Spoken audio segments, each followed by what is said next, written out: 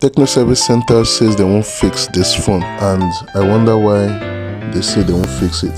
The customer that brought the phone gave me some of the reasons, saying that they said the warranty on the phone is expired, and when they brought the phone for me to fix, I opened the phone, I checked at the back, I discovered that the screws are missing. It's left with just a single screw, which is on the phone. So I think apart from the warranty that is expired, you can also see that the screws are not on the phone, which means the phone has been worked on in time past.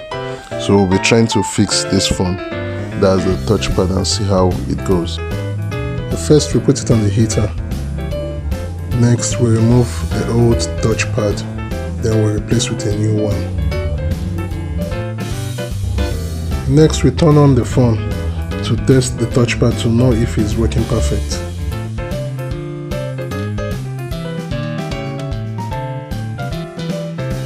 As you can see, the phone is working perfect.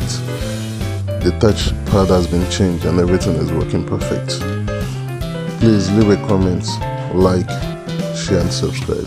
Thank you for watching. Bye bye.